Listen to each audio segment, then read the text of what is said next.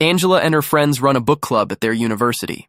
Every week they read something new and gather to discuss it. After finishing their latest title, a clown horror novel, the group meets to talk about coulrophobia and the real-life crimes of John Wayne Gacy, a man who dressed as a clown while committing murders. The discussion gets heated. Nando and Sebastian disagree about something, and Angela tries to calm her boyfriend down. Nando reads the situation as Angela taking Sebastian's side and walks out, leaving his girlfriend behind. Sebastian walks Angela home and brings up the novel she has been working on. He offers to help her develop it. She recognizes the intention beneath the offer and declines firmly, telling him Nando will be home soon. They say goodnight. Back in her room, Angela writes a few chapters and considers sending a preview to her literature professor. She talks herself out of it and deletes the email. She takes an online test for coulrophobia, partly curious, partly as research for her story. It unsettles her more than she expected, and she closes her laptop before finishing. The next morning, she sits in horror literature class with Professor Cruzado, who leads a discussion about cliches in the genre. After class, Cruzado calls Angela back and says he received her email. She is confused. She deleted it. She follows him to his office anyway, assuming there has been some kind of mistake. In the office, he tells her he enjoyed what she sent and asks to talk privately. His manner shifts.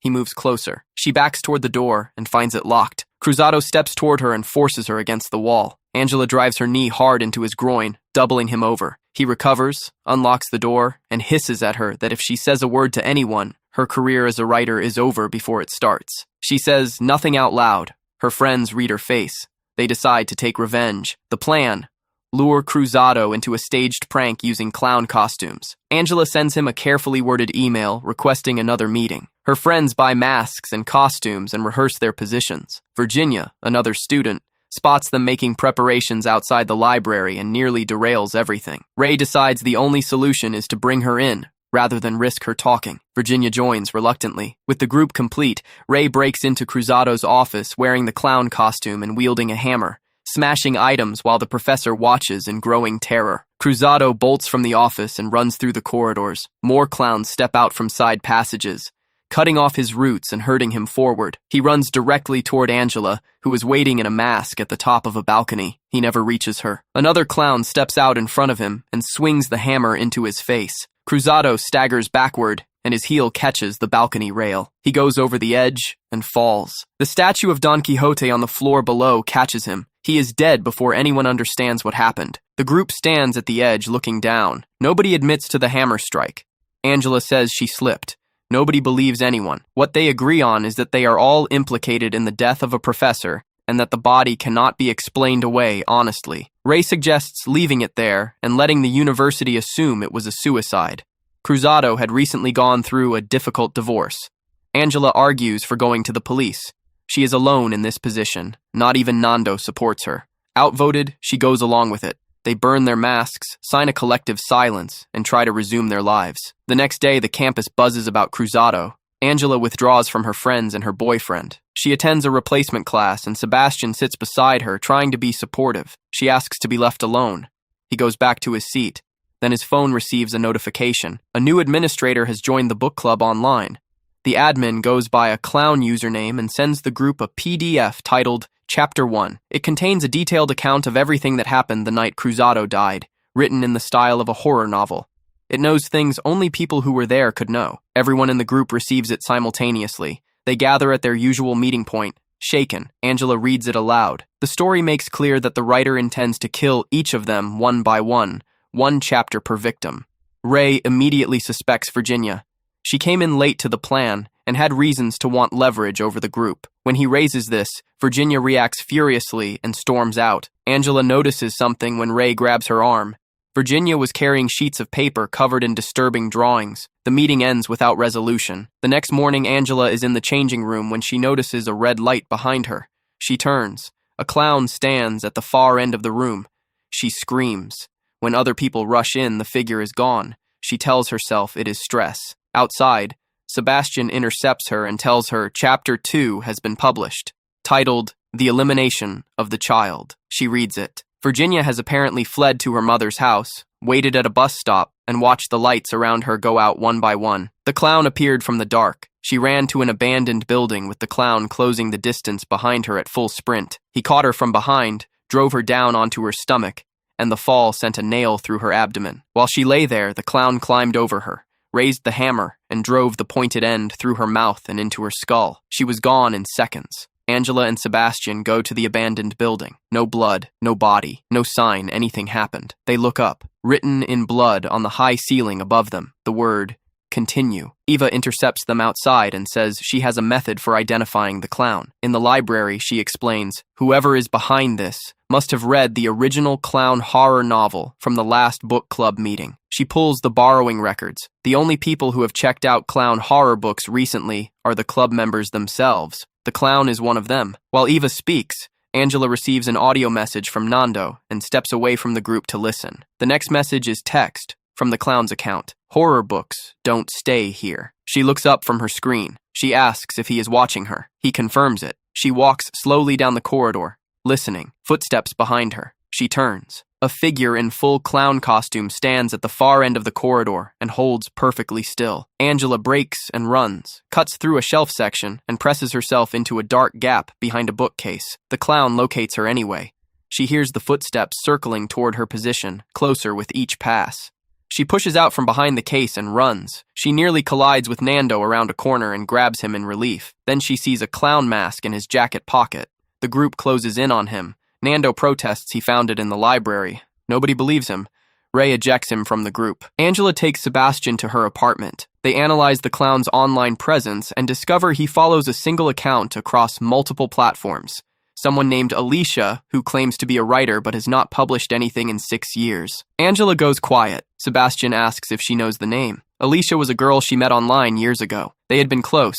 Alicia shared everything with her, including the story of her mother, who was obsessed with literature and forced Alicia to read and write for hours every day, punishing her for any break. Angela had listened carefully, and then used Alicia's real life as the basis for a horror story she published under her own name. The book succeeded. When Alicia found out, Angela had already become known for it. Before she could explain herself, Alicia told her she would pay for what she had done. Angela finishes by saying Alicia cannot be the clown because she died in a fire with her mother. Sebastian absorbs this without comment and sends a location message to Nando, pretending it is from the clown, telling him it is his last chance to save Angela. Nando runs from work to the location. He finds a room full of bodies, including Cruzado's, which has been moved. He is staring at this when he notices the clown watching him from the corner of the room. He bolts.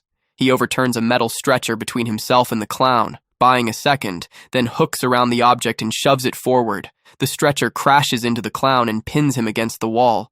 Nando steps in to pull the mask off. The clown surges back to life and swings the hammer sideways into the side of Nando's head. Nando drops. Angela receives Chapter 4. Nando has died. She runs to the hospital and finds him sitting up with a bandage on his forehead. He fainted from the blow and was found quickly. He tells her the clown hit him and assumed the job was done. Angela tells him about Alicia. Before they can finish talking, the police arrive wanting to know what happened. Nando asks Angela to go. He will handle this. Meanwhile, the online situation is worsening. Coldo, a connected figure in the university social scene, begins live streaming about the clown killer, spreading the story and attracting enormous attention. The survivors of the club suspect he is the clown. The four of them, Angela, Nando, Sebastian, and Sarah, decide to attend a horror book fair that Coldo has announced and asked everyone to attend in clown costume. At the fair, the survivors move through the crowd examining every clown costume they pass. Security guards respond to the disruption they cause and grab Sebastian. Sarah slips away and hides in the greenhouse section. She is moving slowly through the plants when she spots the clown directly below her on the lower floor, looking up. The clown takes the stairs and Sarah retreats toward the upper door. When the clown reaches the top of the staircase, she drops her shoulder and drives a solid kick into the center of his chest. She gets past him and runs for the door where Angela is waiting. The door is locked. Sarah hammers it with both fists. The clown has recovered and comes up behind her, bringing the hammer down across her back. She pitches forward into a fountain. Angela watches her friend go under and cannot reach her in time. Outside, a bloody figure in a clown costume collapses in the middle of the crowd. Sebastian kneels and pulls the mask off. It is Coldo. His throat has been cut. He cannot speak and loses consciousness within seconds. Nando sees this and also sees Ava standing nearby holding a hammer. Ava insists she is innocent. Angela's blood pressure drops and she collapses.